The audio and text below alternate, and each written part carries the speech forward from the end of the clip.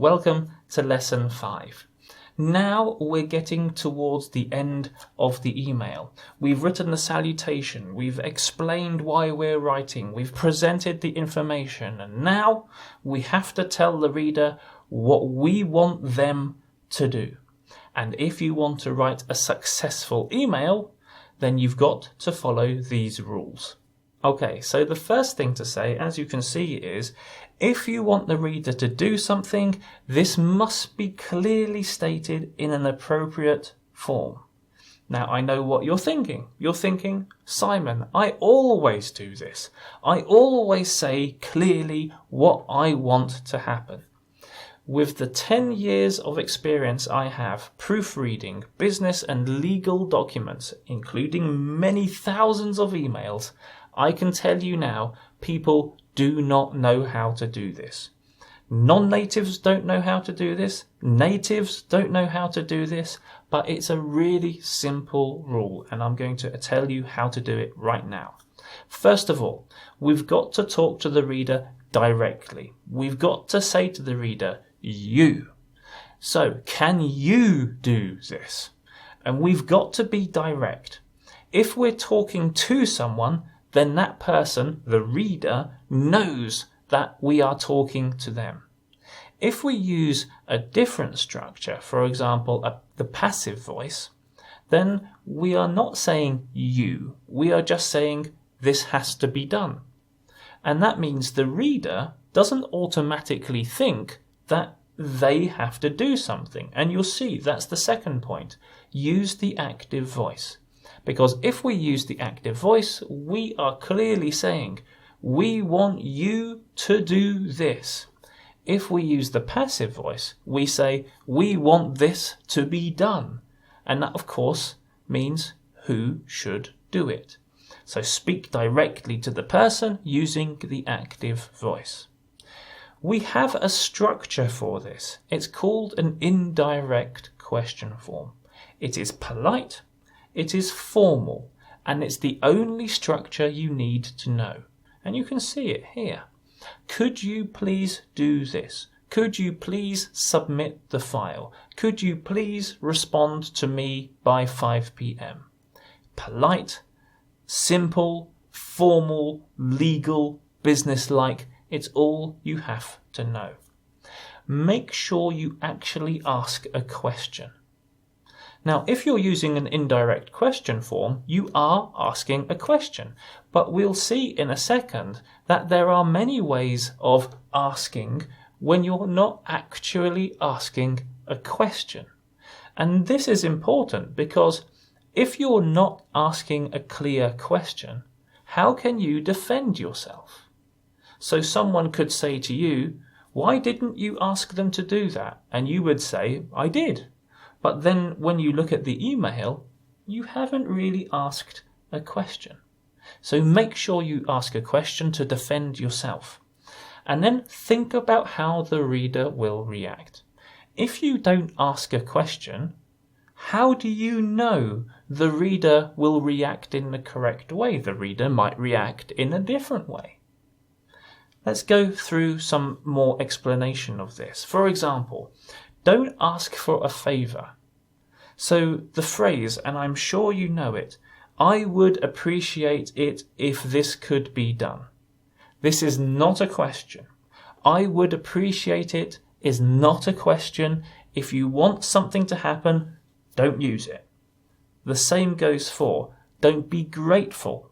I would be grateful if is not a question. Don't use it. Don't make the reader, and I repeat myself here, don't make the reader assume they have to do something. Be direct and talk to the reader directly. I would like you to do this. Or in an indirect question form, would you please do this? Simple and effective. And if you use an indirect question form, you will be precise, you won't be vague. And I would appreciate it and I would be grateful are vague structures. They are not precise. And I know what you're going to say, and it's the last point here, and I've heard it many, many times. You're going to say to me, native speakers do this, or other people do this. Well, just because a native speaker does it doesn't mean they're correct. Native speakers make problems as well, or make mistakes as well. This course is studied by native speakers. So this isn't a problem for non-natives. This is a problem for all people who are writing in English. So this is not a reason. This is an excuse. Okay? Use an indirect question form. Talk to the reader directly. So I want to go into a bit more detail and show you examples of things that you should not do. And you might read these sentences and you might think, wow, this is great English. This is high level English. But this is bad English because it does not help you write a successful email. So don't ask for favors. If you write something like this, I would appreciate it if the report could be sent back by the end of the week. If the data is sent immediately, I would appreciate it. So, first thing, have you asked a question? No, you haven't. You're asking for a favour. You're saying, help me. You're not saying, can you do this? Can you defend yourself? Not really. Secondly, who has to do it? You're writing to someone because you want them to do it. But have you told them that they have to do it? Where is you in this? It's not there. So this is vague writing. This is not precise. This is not how you write a successful email. The same goes for being grateful. I would be extremely grateful if the contract could be signed. I would be grateful if the partner could receive the corrected invoice as soon as possible. Okay, the same things apply. Have you asked the question? No. Have we identified who has to do the job? No. We are being vague. We are not being precise. Please do not use those forms. And let me go into a bit more detail. You can see those examples up there. Don't make the reader assume they have to do something. So, as I said, and I'll repeat myself, who has to do those tasks? The answer is the reader does not know. And that's a big thing. If you're writing to someone and you want something to happen, then you have to identify the person who should at least start that process. If you do not, you are not going to write a successful email. Don't be vague, be precise. So, when do the tasks have to be done? There are no time limits up there. So the reader is not under pressure to respond. Now, you might say, okay, immediately means as soon as possible. But in the reader's world, the reader might have lots of things going on. The reader might be stressed. The reader might have lots of responsibilities. So the reader could just go, okay, I'll deal with that later. But if you put a time limit on there, by 2 p.m, don't use close of business. I was about to say close of business. Don't use close of business. Say 6 p.m, 8 p.m, whatever time that you specify. Close of business is not a good time limit to use. So, there are a number of bad things about those sentences that you can see there. So what should you do? And of course, we already know the answer. You should use indirect question forms, as I've said a couple of times already.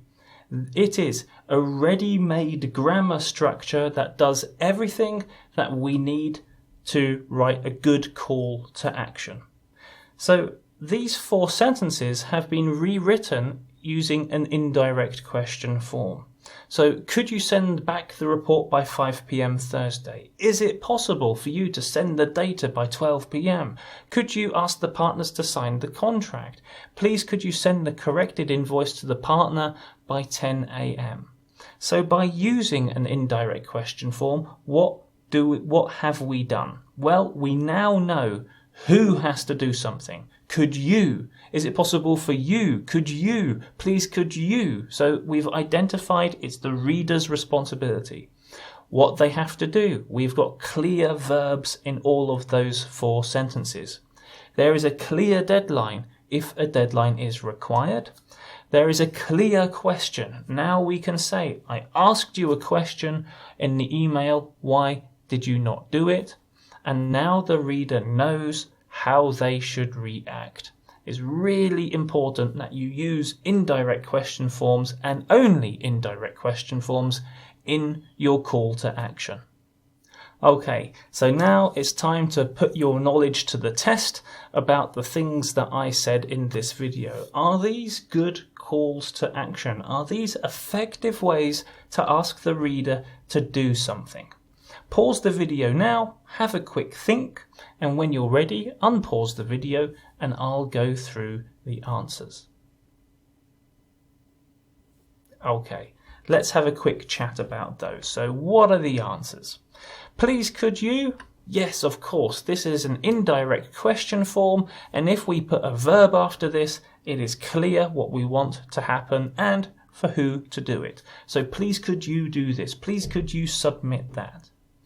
Please advise. Terrible. Don't use it. It means nothing. People, I know that this is trendy modern language and that people will write this in emails, but the problem is it is not precise, it is vague, it doesn't say anything at all. Please do not use this structure. I would be grateful if, of course, is wrong. You don't want to be grateful, you want to ask a question. I would appreciate it if, once again, you're not asking for a favour or for help. You want something to happen. Use an indirect question form. If that could be sent to me, that would be great. Not good. It sounds good, but it's the passive voice. And the passive voice doesn't say who has to do something. So it's no good for me. And then lastly, could you please? Absolutely fine. Indirect question form. Now you can see the first one and the last one. The first one is please could you. The last one is could you please. Both are good. It's a question of preference, which one you prefer, but both are absolutely fine. One last thing before we get on to the next lesson. This excuse, native speakers do it, or everyone else does it. I know I've mentioned it before at the beginning of the video, but it is not a good excuse. Just because someone else is doing something wrong doesn't mean you have to do it wrong as well. Okay, so we've gone through a lot of ground in that video, lots and lots of things not to do, and a very simple thing that you should do in order to write a successful email.